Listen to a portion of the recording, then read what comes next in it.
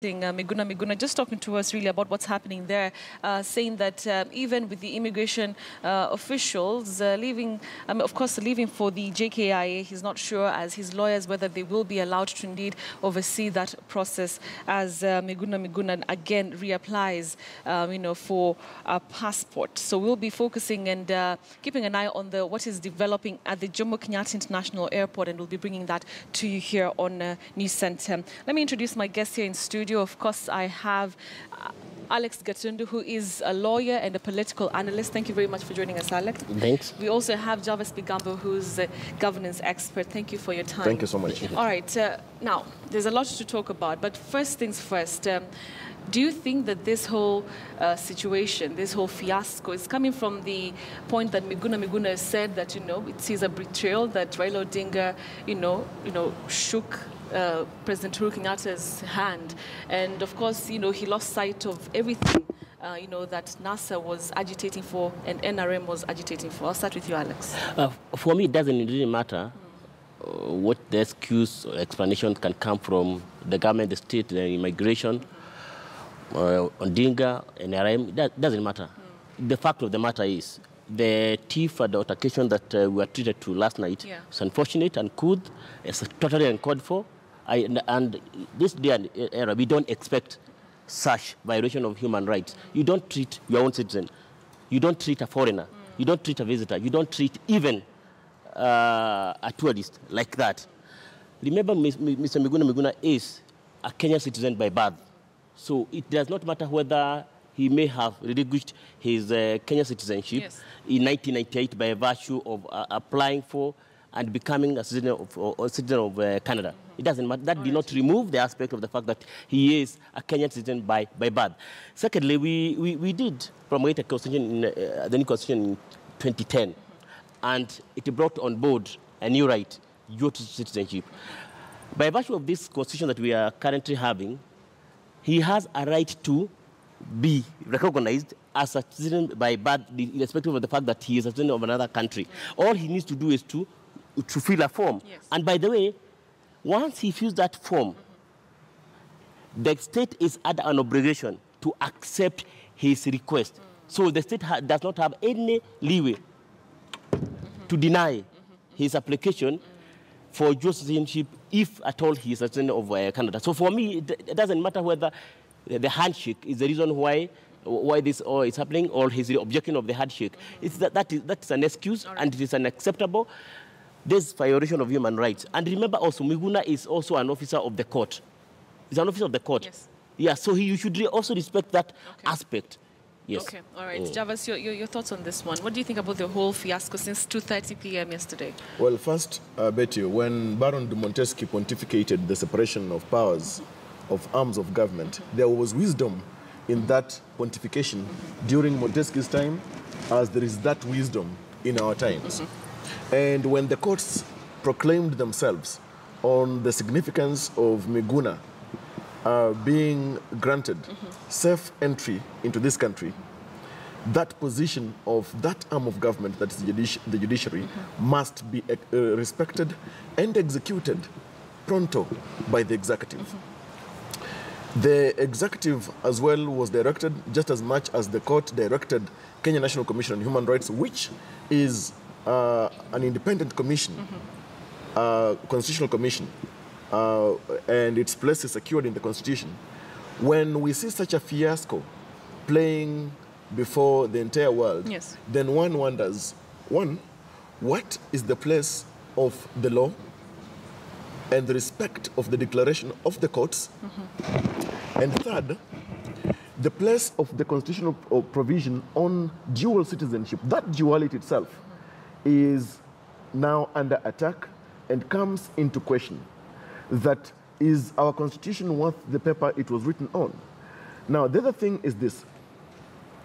What is the significance or the weight and the importance or the premium of this kind of political premium being afforded to Miguna Miguna? It is proper, it is important that if the courts found it necessary that such an individual who is a citizen of Canada just as much as a citizen of Kenya, should be granted safe entry into this country. That safety must be granted. Now, we find ourselves in a situation where we are discussing or compelled to dialogue about the rule of law, the place of politics in respecting the rule of law, the future of the rule of law, and the respect of that space by the executive, which is supposed to watch over the rights of all other people. Right. And why is it that, for example, somebody like Miguna Miguna must not be granted the right to pursue his happiness? Okay. So that's where we are right now. Right. Now, the other thing is this. We know very well that the immigration department had tampered with his passport, original passport. The valid passport, or the passport that was handed to the courts, was not valid. It is incumbent upon the immigration department to facilitate such papers to this citizen. And the question as to whether he is diametrically opposed to the Harambee House Compromise is immaterial. Is immaterial. Should not arise and is not significant, because the question of the compromise of Harambee House, the issues that were deliberated on and how they are going to be implemented, are things that are far removed from the interest of Miguna Miguna as a person, much as there are things that are very critical to the interest of this nation and all of us as citizens. So what then is the motivation behind this, Alex? I don't think Betty would be very comfortable wanting even to know what is the motivation behind all this. As I said earlier, his human rights, his fundamental freedoms and rights are enshrined, protected and preserved in the Constitution. They inhere in him by virtue of the fact that he is a human being residing in the Republic of Kenya. These are not privileges or diseases that are extended by the state to him. So for me, I think the motivation, we shouldn't even go there to try to find out what the motivation is. The fact of the matter is his fundamental rights, freedoms must be respected by the state, and court orders that have been issued in the past in respect of his person, in respect of the whole debacle, must be respected. And remember, even the state went to court to challenge. They were not able to get ancillary orders. So the status of the matter is the orders of Honorable Justice Mativo still remain. And I'll read to you, if you don't mind, verbatim, what the relevant lib of the order that was issued on 26th of February 2018. Lib number 5, that an order be and is hereby issued directing the respondent to facilitate the petitioner's re-entry into Kenya on a date and time notified to the respondents by the petitioner.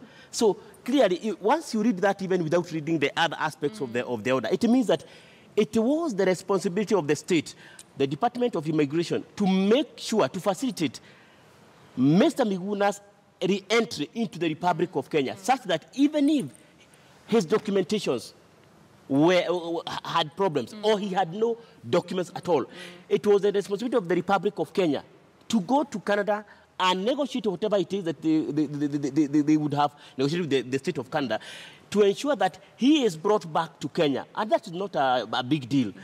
Bring him back to Kenya with or without documents, with or without valid documents. Then, if there is an issue of processing as a citizen of Kenya, because you believe that he relinquished his citizenship in 1988, so be it.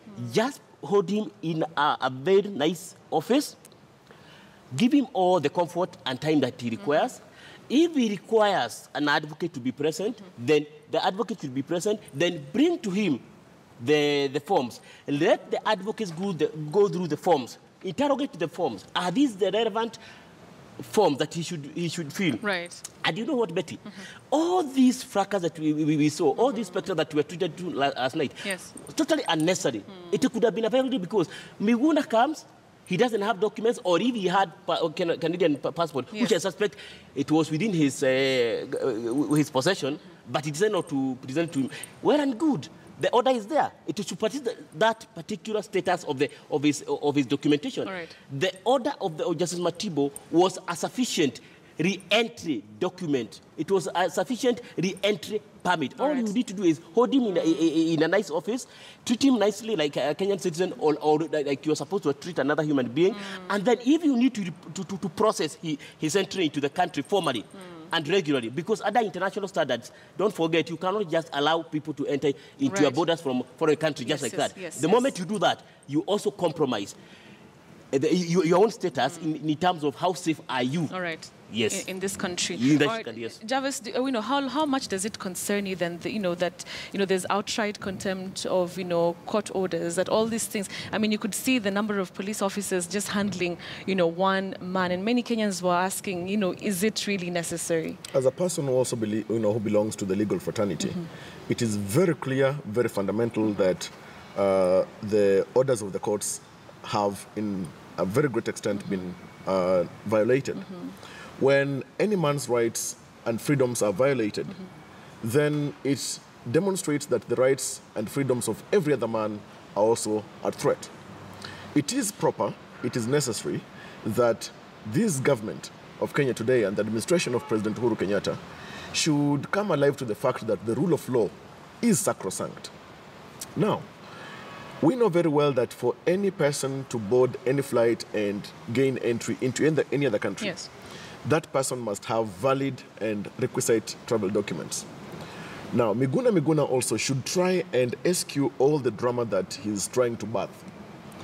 If he is carrying with him vital documents that necessitated his arrival into this country, let him dutifully provide or present those documents to the immigration officers, and also at that same time inquire that he be presented with his valid Kenyan documents.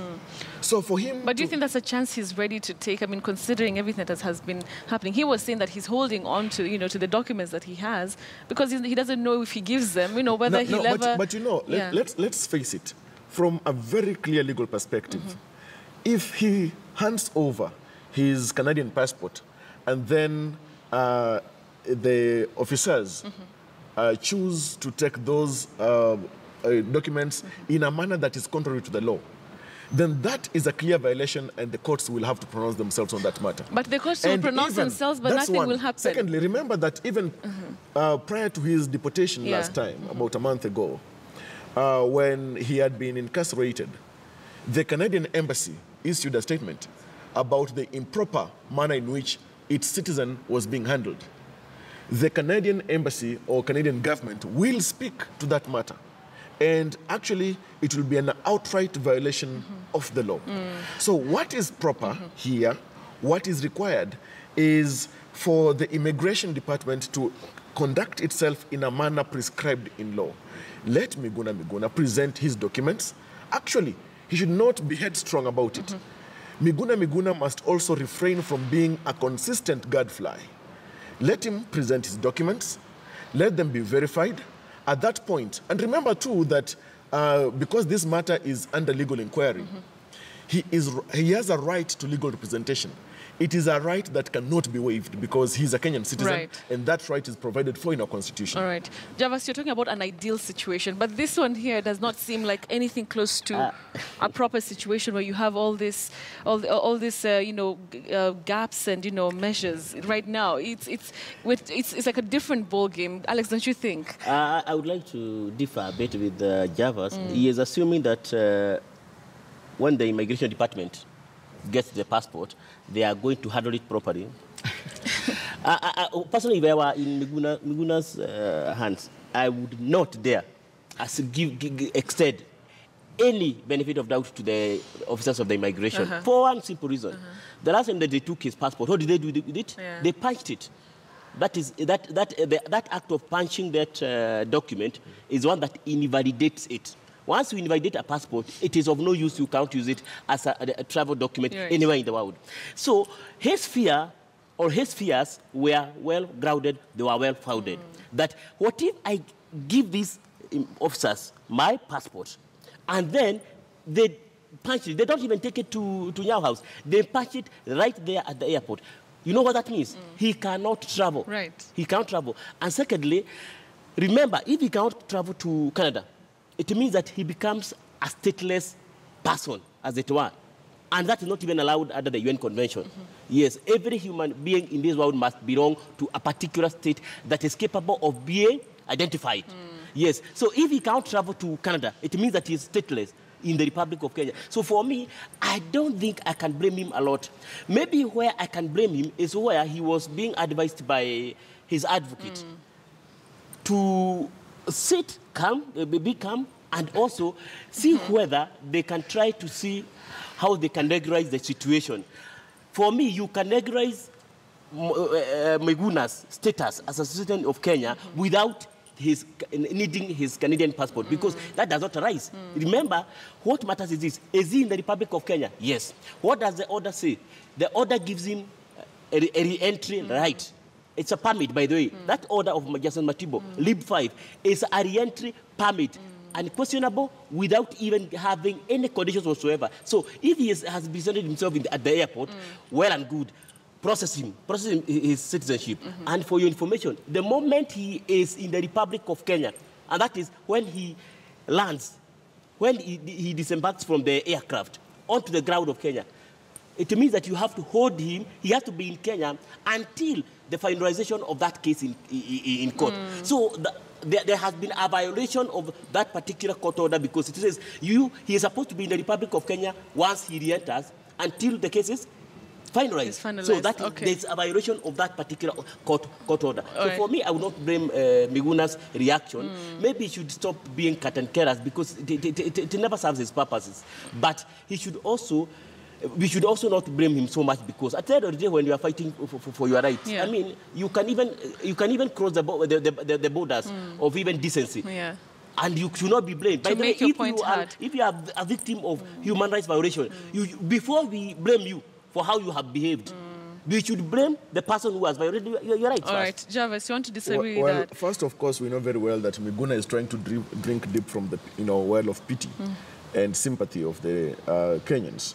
But let's face it, we know very well that the court made a clear declaration on this matter. But the orders of the court themselves do not amount to a document of entry.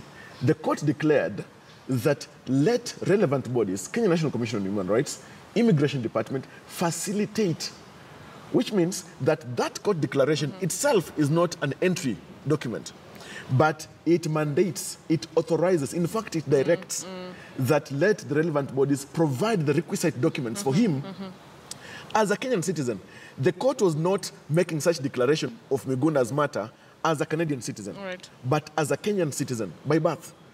And so that's why let him arrive here as a Canadian citizen. The moment he is within the Kenyan airspace, within the recognition that he is a Kenyan, then at that point, because he has got no valid documents, let the relevant bodies process his documents. So it's proper that first he presents his documents of travel. Because how did you arrive there? How were you cleared from the other port to get into this other port of entry?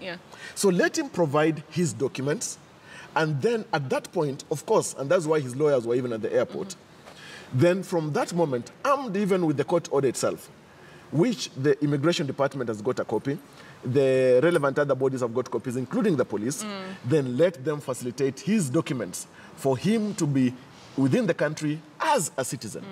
All right. That's all right.